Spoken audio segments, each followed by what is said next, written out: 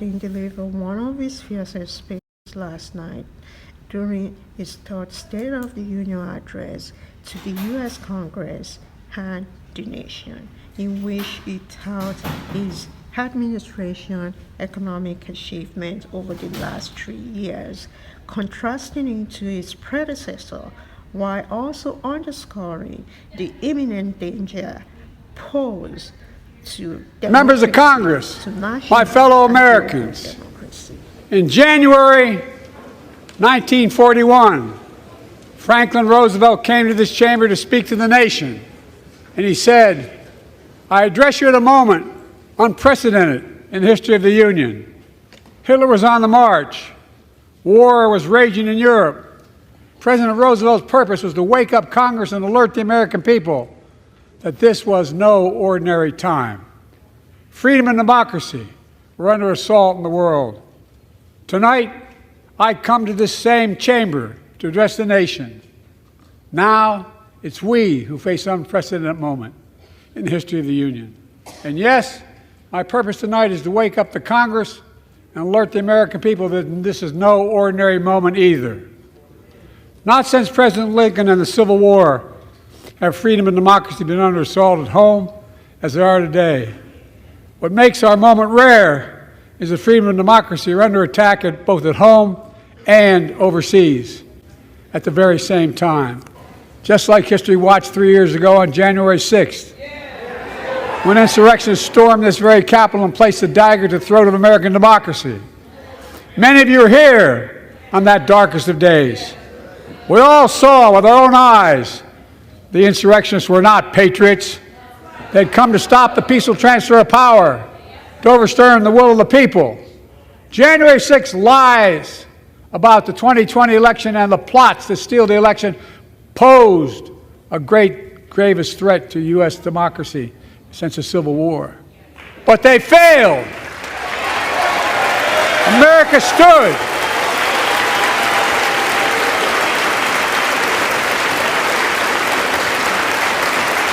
America stood strong and democracy prevailed. We must be honest. The threat to democracy must be defended. My predecessor and some of you here seek to bury the truth about January 6th. I will not do that. This is the moment to speak the truth and to bury the lies. Here's the simple truth. You can't love your country only when you win.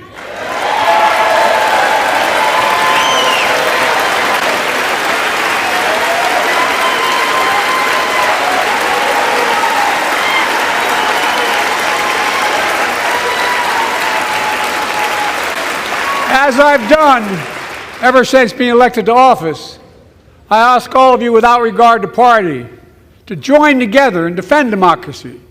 Remember your oath of office of defending against all threats, foreign and domestic. Respect free and fair elections, restore trust in our institutions, and make clear political violence has absolutely no place in America, zero place. Again, it's not hyperbole to suggest history is watching. We're watching. Your children and grandchildren will read about this day and what we do. I came to office determined to get us through one of the toughest periods in the nation's history. We have. It doesn't make news, but news in 1,000 cities and towns. The American people are writing the greatest comeback story never told.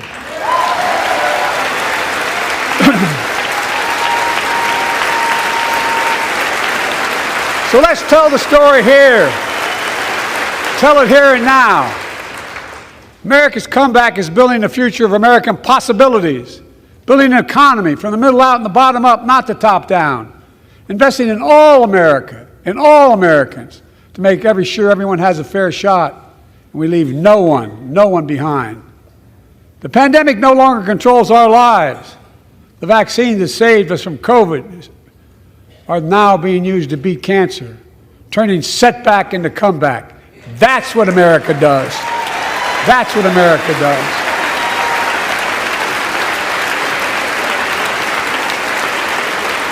Folks, my inherited economy is on the brink. Now our economy is literally the envy of the world. 15 million new jobs in just 3 years, a record, a record. Unemployment at 50-year lows. A record 16 million Americans are starting small businesses, and each one is a little act of hope. With historic job growth and small business growth for Black and Hispanics and Asian Americans, 800,000 new manufacturing jobs in America and counting. Where is it written we can't be the manufacturing capital of the world? We are, and we will. More people have health insurance today. More people have health insurance today than ever before. The racial wealth gap is as small as it's been in 20 years. Wages keep going up, inflation keeps coming down. Inflation has dropped from 9% to 3%, the lowest in the world and tending lower.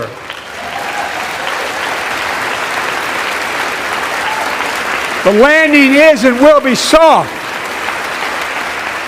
And now, instead of importing foreign products and exporting American jobs, we're exporting American products and creating American jobs. Right here in America, where they belong.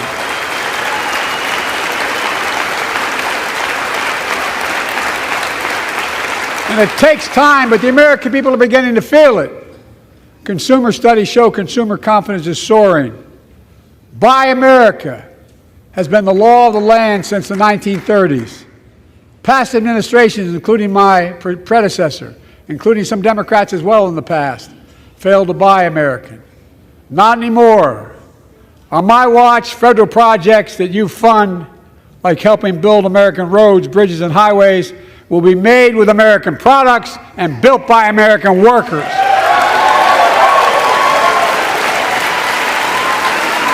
Creating good-paying American jobs.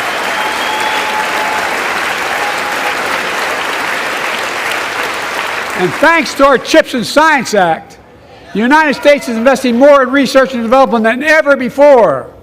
During the pandemic, a shortage of semiconductors, chips, that drove up the price of everything from cell phones to automobiles. And by the way, we invented those chips right here in America. Well, instead of having to import them, private companies are now investing billions of dollars to build new chip factories here in America, creating tens of thousands of jobs. Many of those jobs paying $100,000 a year and don't require a college degree.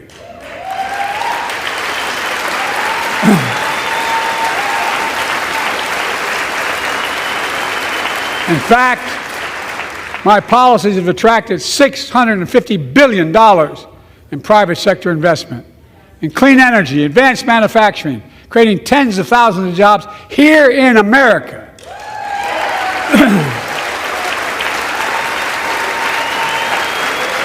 And thanks to our bipartisan infrastructure law, 46,000 new projects have been announced all across your communities. And by the way, I noticed some of you strongly voted against it, or they're cheering on that money coming in. I like it. I'm with you. I'm with you. And if any of you don't want that money in your district, just let me know. Modernize our roads and bridges, ports and airports, public transit systems. Removing poisonous lead pipes so every child can drink clean water without risk of brain damage.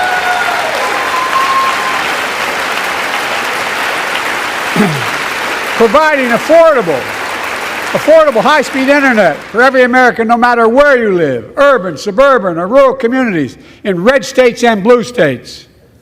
Record investments in tribal communities. Because of my investment in family farms, because I invested in family farms led by my Secretary of Agriculture, who knows more about this than anybody I know, we're better able to stay in the family for those farms and their children and grandchildren won't have to leave home to make a living. It's transformative. The great comeback story is Belvedere, Illinois.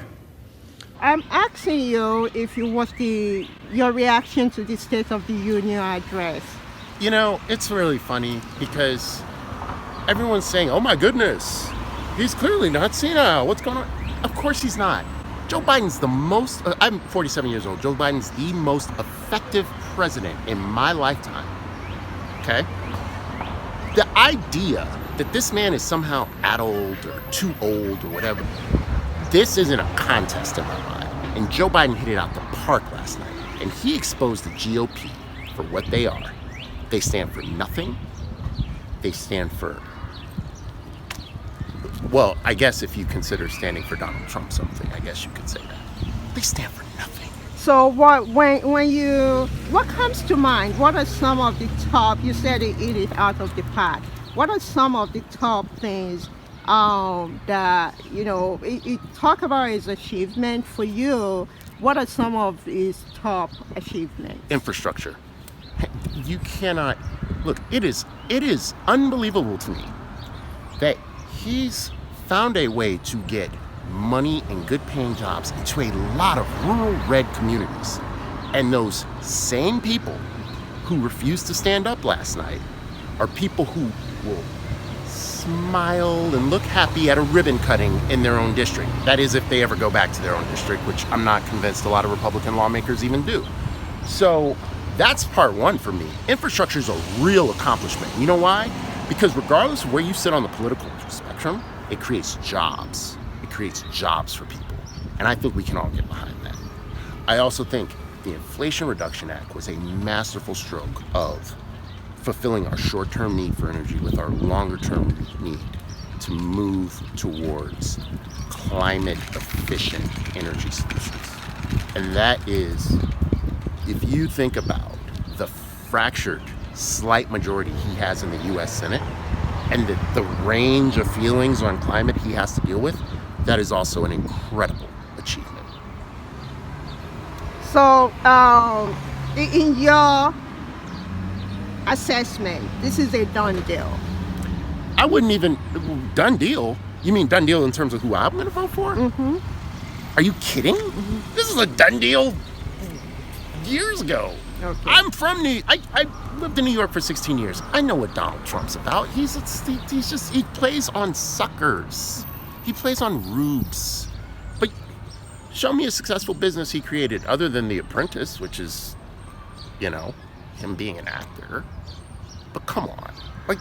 Do you honestly think I would have thought twice about who I voted for? So yeah, it's a done deal. You just told me you didn't watch the State of the Union address? No, I didn't get a chance to this year. Why? Honestly, I've been a little disgruntled with all that's going on. And so it's been a bit overbearing and overwhelming to witness. Okay. If you were to vote today based on what is going on in the society right now, do you have a candidate in mind to vote for? Reluctantly, Joe Biden, and I say reluctantly as a lifelong Democrat, but also with the understanding that he's not 100%, but I mean, who is? So, what are some of the policy that, yesterday in the State of the Union, it talked about some of his achievements in moving the country forward. You just told me you went to grad school. And one of the things that he has done is regarding student loan. Your reaction to that? I think it's great that some very few people had their loans forgiven, who went to, I think it was for-profit colleges and all of that. I think the student loan forgiveness should be broader. So it's exciting, yes, and. Yes, and so and right more. now you're not benefiting from that. Absolutely not. Not yet. Okay. So what are some of the characteristics that you're looking for? What more will you like him to do, policy-wise? Well, stop sending money to Israel. Okay. An unprecedented $10 billion, yet they don't understand how we can even study for reparations. Okay. So those are some of your concerns. Okay. I'm sorry? I said those are your concerns. Yes. Okay. So you're talking about the issue regarding Israel and Palestine. Yes. Okay. And our participation in that. and American participation. Exactly. So yeah, that goes back to your displeasure with the administration right Yes. now, like a lot of people of your age. Yes, that's true. And I am a millennial, 31, working professional, and folks my age, folks younger, oppose the war. Like I said, our participation. We don't have to send money to Israel. That doesn't seem like an adequate use of our American tax dollars. Okay.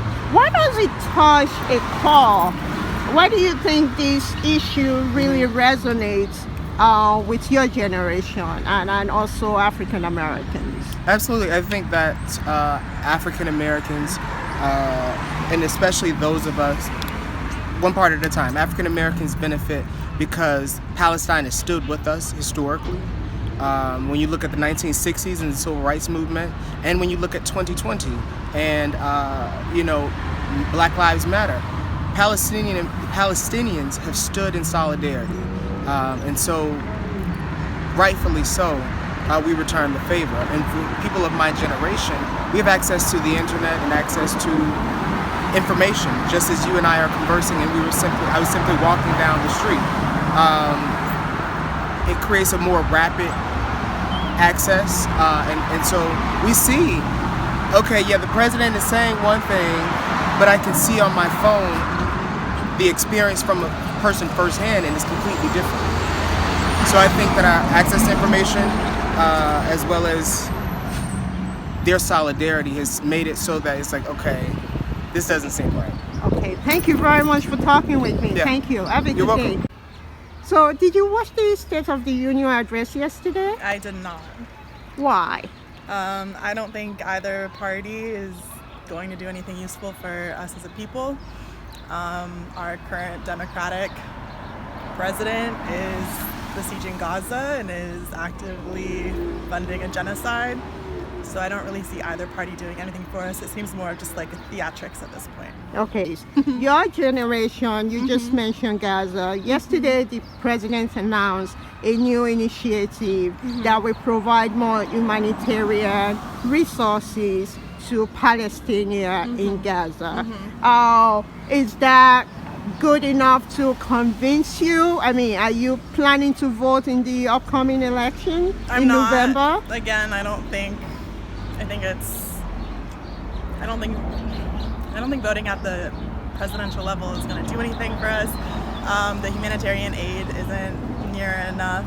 Once again, my tax dollars have been funding a genocide, and now he wants to build a port in Gaza instead of just a permanent ceasefire now. So I don't see him doing anything helpful. He's been running on the same campaign ideas, like Roe v. Wade he could have done something about that. That's gone. The Democrats have been running on the same tricks. They don't do anything. So I'm kind of over the. So you're not planning to vote in November? That's what you're saying right Correct, now, or yeah. you are undecided? Correct. So what can either party do to convince someone like you? I don't think either party could convince me. I think we would need a full rehaul of the government as it stands. Did you watch the State of the Union address yesterday? No. You said you watched some of it on TikTok? Yeah, I watched a little bit on TikTok. So some what do you clips. think of the clips that you saw? I think that the state of this nation is in dire straits, and I don't think that I have any interest to see what the Democrats have to say right now in a time where they'd like to be reelected. For what is what I have to say. Okay. So you have made up your mind on who to vote for in November? Unfortunately, the thought of another Trump presidency terrifies me so much, I might just have to vote for Joe Biden. What are some of the characteristics that you're looking for? In a president? Yeah. And what are some of the issues that are important to you, as you said? I'm Native American, so I've never really believed in the government of this country, and I think a total overhaul would probably be our best bet. Did you watch the State of the Union address yesterday? No, I didn't get a chance to watch it. Didn't want to watch it Why? because I'm just dissatisfied with politicians, especially the Democratic Party. Okay, could you elaborate on that? Just the way that cost of living is so high, and salaries stay the same. We as citizens have to actually get like 2-3 jobs for us to make ends meet. It's just ridiculous. And one thing that really pisses me off is that you got a bunch of millionaires on TV telling us that it's not that bad. Yes, it is. So I'm just very frustrated with this administrator because they preached to us prior to them being in this position that they are in right now that they were going to do right by us, and they haven't, especially us African Americans. Okay. So you're blaming Democrats? I'm blaming everybody. You are blaming both parties? Yes, because I'm an independent voter. I'm not really on a side because I understand both perspectives. But right now I'm just I am really frustrated with the Democratic Party because they are in office. But overall, I'm upset with everybody. What were you? So are you planning to vote in the upcoming election? Yeah, I am planning on voting. So what are some of the things that you're looking for that will convince you to vote for either one of the candidates? Well, I'm kind of leaning toward more Trump because of the policies. I know that his behavior and his rhetoric at times is just not acceptable. But I'll it's like the good and the bad. I'll take the policies, but I won't pay attention to all the rhetoric and all the nonsense that he does. So you don't think the current administration, President Biden's policy has moved the country forward? Absolutely not. And I don't like the fact that, from my perspective, as the President of the United States, I would like for you to do interviews every 6 months to just tell the people what's going on, and he doesn't do that. And that's just not him. That's just overall. I don't like the fact that the only time we hear from him is the State of the Union or some random interview someplace that he's having. I really would appreciate for them to give us more insight on what they're actually doing so we could know. So the aspect, you think the media should be able to say exactly what the president is doing? Yeah, or set up a meeting with him. Like, he should never turn down meetings to talk about the job that he's doing. Just like at work, I have to meet with my supervisor on a monthly basis to give her an update on what I'm doing. Since we put him in office, he needs to meet with the media monthly or every 6 months to give us. Aside from the media, you're saying he needs to meet with Americans, people, to say this is what we're doing. Well, the media is the one that gets the message out for him, so I want him to just meet with somebody from the media that's credible to just give us an update on what he's doing about all the stuff that he promised us. Okay. Thank you very much. I appreciate it. You enjoy